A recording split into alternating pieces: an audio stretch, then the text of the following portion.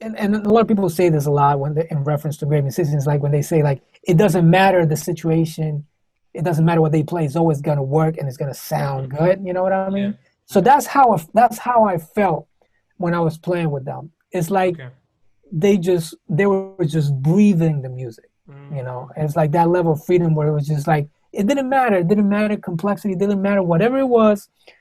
They were gonna impact the music and just be free within it.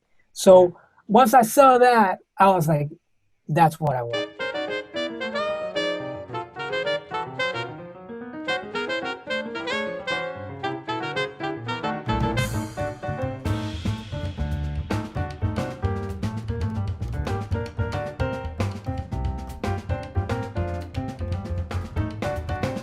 So, you know, as an improviser, I have to say I was always attracted to the idea of rhythm, as I mentioned. And you could think of rhythm in various ways. You know, one thing that I was doing ever since I was a kid is thinking of rhythm from a percussive sort of perspective. So meaning like, you know, how you cut through the beat, you know, how you identify certain subdivisions and then you accent certain things. So even at a young age, I was thinking about the drums and I was transcribing conga players and I was trying to get into the idea of understanding that language, you know?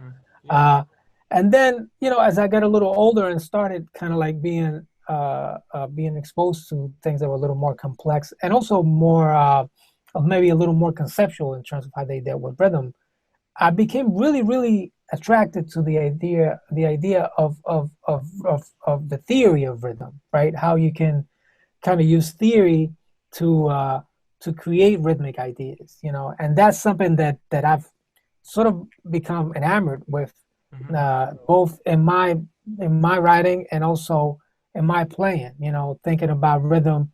I like one way I like to think about it is like thinking about rhythmic identities and basically thinking about them in layers. You know, so like for example, a layer could be like a beat or a pulse, and then the next layer will be a counter beat or a counter rhythm, and then you can create a few of those and create basically like a rhythmic counterpoint. That, you know, could fit within a specific amount of a specific cycle or come back after a specific amount of beats, that kind of stuff. So that's something that I've become really interested on over the years, and of late I've been spending a lot of my practice time actually trying to get more comfortable with that idea. You know, and one thing about rhythm that's interesting to me, and kind of going back to this reference to the freedom that I was talking about before. Is how we can use, how we can free up the subdivision, you know, and when we play, you know, a lot of what we play and a lot of the language that we check out, the solos we transcribe, the tunes we learn, they're usually 4/4 or 3/4, maybe 12/8, 6/8, you know, but very 3 or 4 kind of based, right? And our playing is based off that. So I've been trying to get off that a little bit and work with other subdivisions, work with 5s and 7s and 9s and others. Trying to get comfortable with feeling those right away so that I can use those to create tension and impart freedom within the subdivision, but in a more systematic way. Right. You know, especially when I listen to your Identities Are Changeable project, it's very clear that you're doing that. But it's one thing to do that compositionally and work out those layers. But what the other thing I hear you doing on top of that is also implying all of those subdivisions and relationships like in the melodic line. And so how have you worked on that? And if you don't mind, would you mind like demonstrating how you've worked on? Yeah, of course. Yeah. I could demonstrate something really, really, really simple. So, so there's 2 ways to think about it. Like I said, one way is to think about, and I'm talking specifically about layers now. Yes. One way is to think about layers as something that happens against a subdivision that's already been established. Okay. So let's say, let me see, I have a metronome here. I could just put the metronome on. Sure. Because then we'll have something to go. This is like an old school metronome. So let's say like if that's our beat, right? And we say each one of those beats is gonna be subdivided into 4 equal parts, meaning it's like 16 notes, right? Yes. So like dee dee dee dee da dee da dee da dee da dee da, or it could be fast. Right? So let's say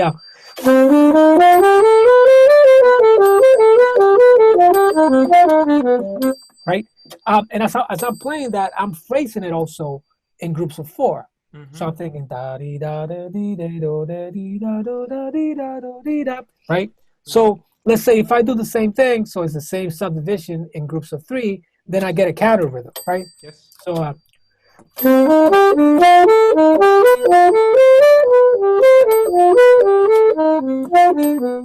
same thing if I did the same thing and I accented every 5, for example.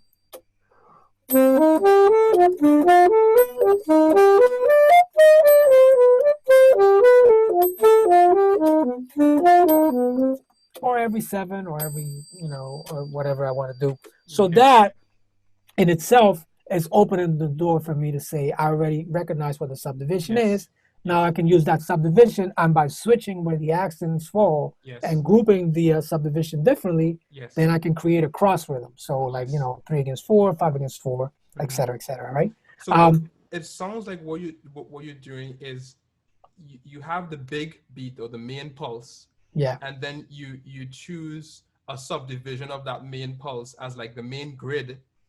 And right. And then you're using groupings from within that main exactly grid to create a new pulse, really. In a way, yeah. That's another way. I mean, because you could also use this as a way of modulating, right? So let's say if I do this.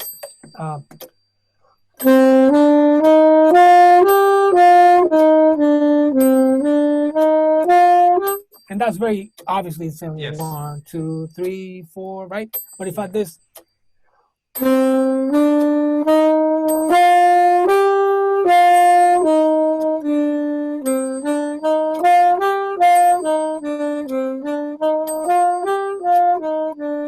now if I do 3 against 4 or 6 against 4, it's the same pattern. So it's still 4 notes, but because I'm using the dotted quarter or the dotted 8 now as my bass, and then I can use that to modulate. So that's when you hear layers, right? You hear this, and you hear the other layer on top. So you hear 4 here, and then another 4 on top, right? Yeah. And then the other way of thinking about this, which is sort of the other side, is like having this, the same sort of pulse, like basically the larger beat. But then instead of changing the accent within the subdivision, actually changing the subdivision. So going from to something like 6. Yep.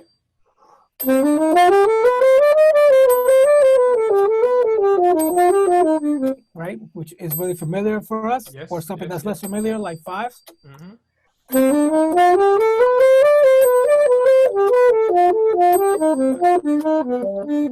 Or 7,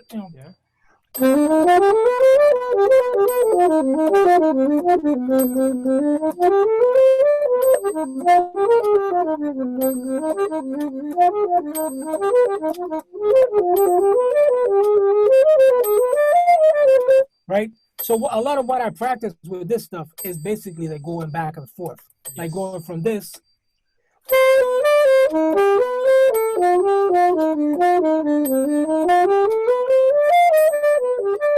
and actually doing this, when I practice it, I do it over a tune. Like let's say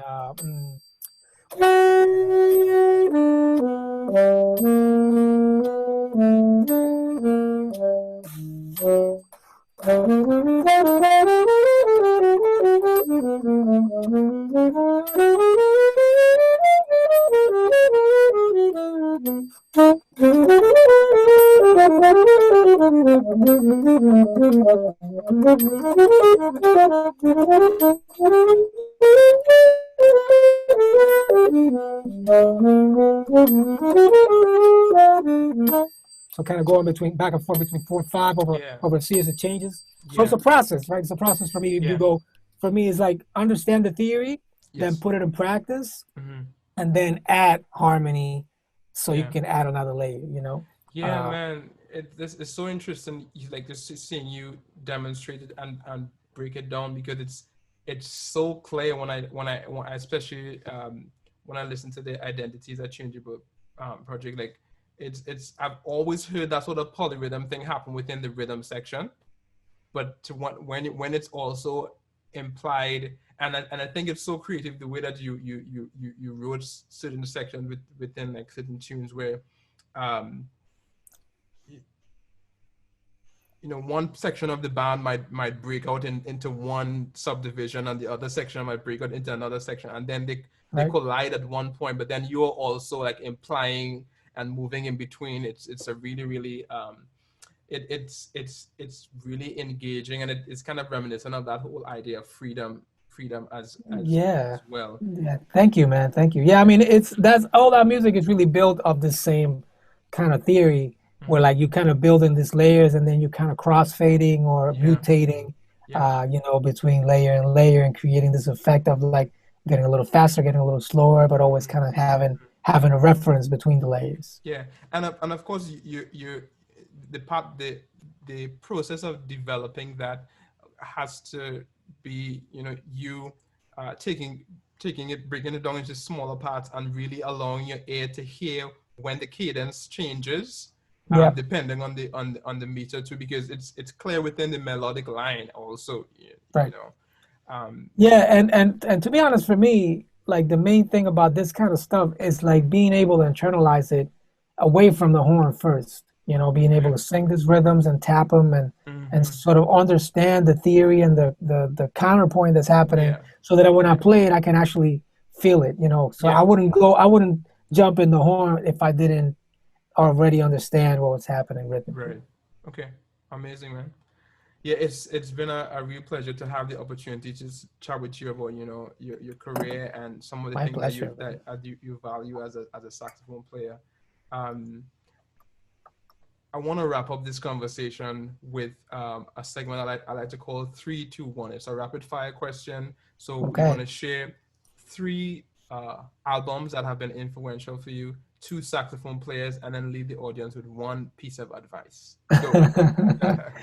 Okay, so 3 albums. But obviously that's an impossible question. But if I have to think about it really quick, let me see. I'm gonna go with 3 really different kind of things. So one would be probably if I have to name one old school like jazz album that I remember really hearing this album and feeling my world just kind of turned upside down. It was this Miles Davis album called 58 Sessions with Cannibal and Coltrane and Bill Evans and that sextet where they played Green Dolphin Street and La Fiseo. That was one of the first thing I ever heard, one of the first jazz things I ever heard. And I remember, that first track, Green Dolphin, hearing those chords by Bill Evans. It was for me, it was like, it was like discovering a world that I didn't know was there. And still to this day, I listen to that album and it's magic for me. Yeah. So that would be number 1. If I had to think of number 2, and I wanted to bring something in there that was coming from the Latin American world a little bit, and I mentioned Danilo as being, really a big mentor to me. And there's a record of his called The Journey, is a record from the mid-90s. That it had that same kind of effect, and with that record, I think the thing that was really important for me was, like seeing, okay, so you can actually do that with like Latin American music and still sound, authentic, but at the same time pushing the envelope without having to compromise, artistic integrity and feeling like, like you're really putting something out there. So that was a big deal hearing that album, and it was an eye opener for me. Okay. And then a third one would be also from a sort of developmental phase, but it had a big impact on me. Is an album by the saxophonist and conceptualist composer Steve Coleman, that's called Deaf Trans Beat. And that album, I mean, besides being a great album, it was one of those first albums where I heard a lot of these rhythmic ideas that I kind of had in my head in theory. I heard them being put into practice, and I was like, okay, so they're actually doing this, and it sounds like it makes sense. And they're putting these cross rhythms, and they're dealing with these meters, but it always felt good, felt groovy, and they're also coming from a jazz perspective. So that was That would be the third one. Amazing. Two saxophonists, also really hard. I'm gonna go one old school and one newer school. Cool. Old school would have to be Charlie Parker because Yeah. for me is that's the Northern Light. Yeah. If I'm a modern saxophonist, that to me modern saxophonist is to me kind of like it's the epiphany of greatness on the horn and have to be Joe Lovano. If you're talking about freedom, if you're talking about connecting the old with the new, that's the one guy that I kind of always kind of look into checking out. And then one piece of advice. Wow. Again, a lot of stuff that can be said, but I feel especially during these times, I've talked to a lot of musicians, especially younger musicians, who feel that who feel brought down by the fact that they're not being able to play as much and not being able to interact with other musicians as much and don't have enough of a reason to go in there and put in the hours of practice and stay in there with the same amount of passion. Yeah. The one thing that I would say is that once we choose to do something like this, to be an artist and play music, this is a way of life. This is something that we're going to do forever. This thing that's going on now is historic, but it will pass. And on the other side of this, there's going to be more music and more creativity.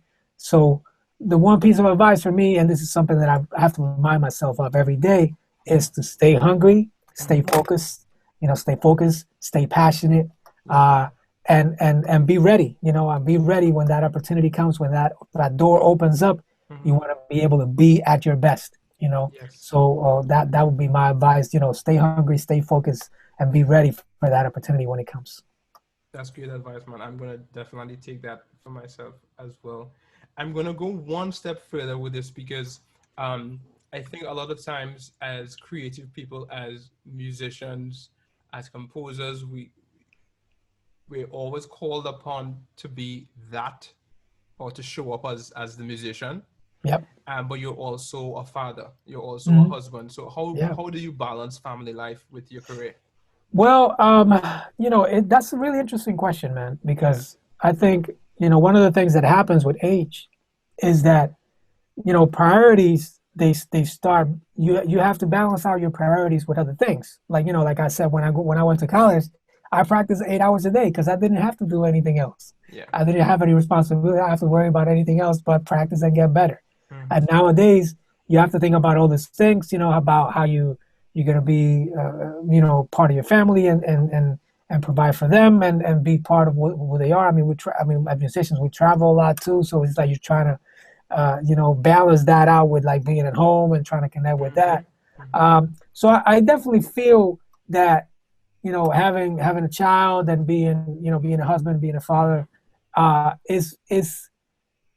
it's created a certain balance, in my life that I felt wasn't there when it was just about music, right? I feel that now music has a different meaning and a deeper meaning. When I do play, when I do create, I feel that I'm part of something bigger, something larger, and it definitely provides a lot of perspective. Yeah. So it's definitely been